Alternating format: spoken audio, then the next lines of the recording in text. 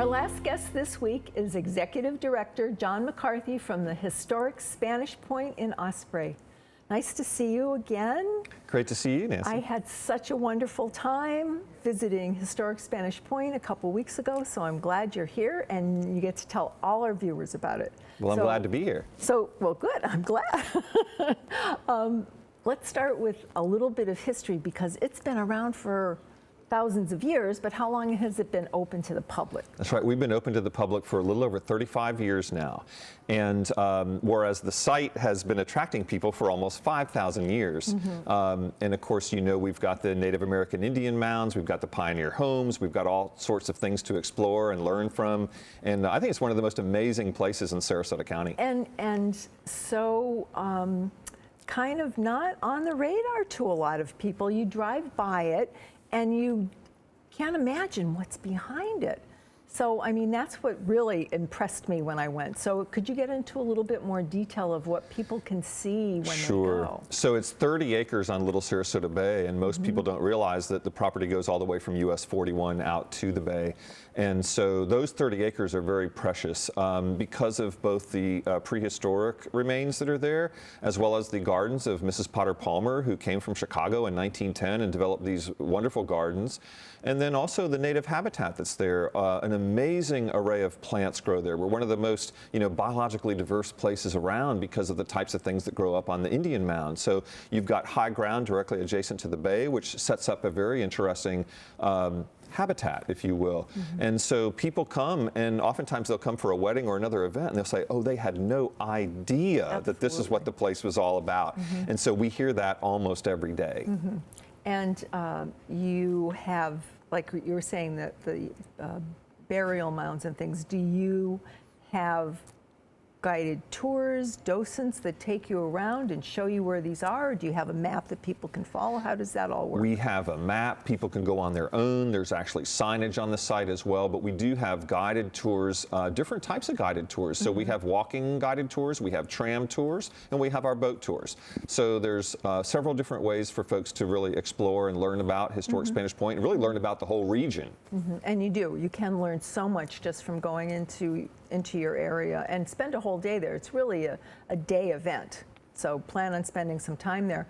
I know you mentioned you have an event coming up. Can you tell us about the Ferry Festival? Sure. The Ferry House Festival is something that's been going on for a couple of years now at Historic Spanish Point. It's one of our most popular events. It's really for the young ladies and the young woodsmen. They dress up as fairies and woodsmen and come out with their parents and enjoy all type of fairy activities. But the Ferry House Festival is about them building a fairy house out of pieces of wood and sticks and stones and moss and all sorts of things, and then they bring those and enter them into a competition not unlike like a sand sculpture contest, except they build them in advance. So then we'll award prizes, but we'll have all sorts of different fairy type things going on.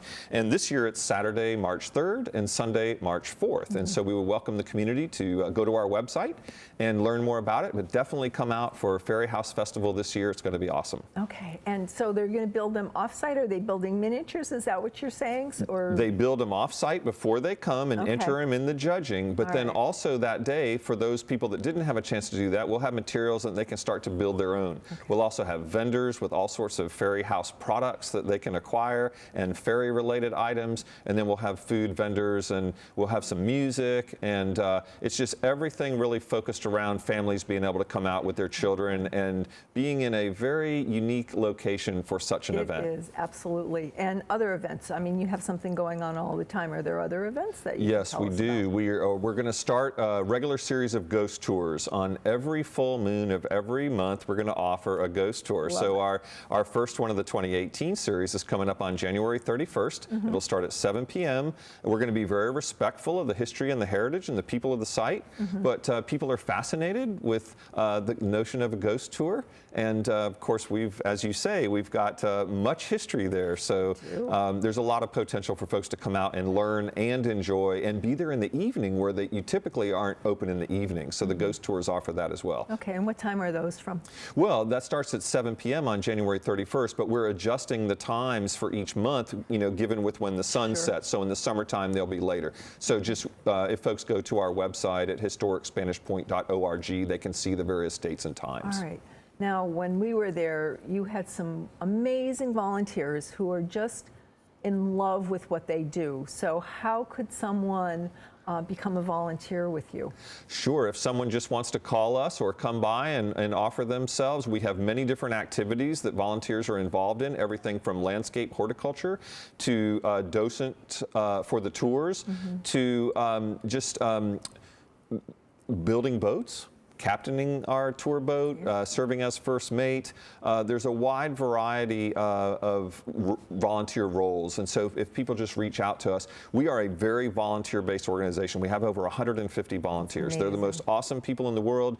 Some of them have been there over 20 years. Some of them started like a week ago. But everybody works together, and they'll crisscross over in terms of activities. Some people will be given a guided tour one day, and they'll be pulling weeds the next. So you never know. And that's fun. A diverse job. You never get bored, and you're out in this beautiful community area. I just love it.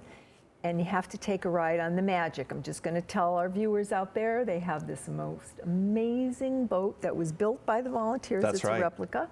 And so much to do out there. So go and spend the day, and we'll give our viewers the website, and I'll be back. Well, Nancy, we'd love for you to come back, and we'd love everyone to come who hasn't been there, because like you say, it's a hidden jewel. It is.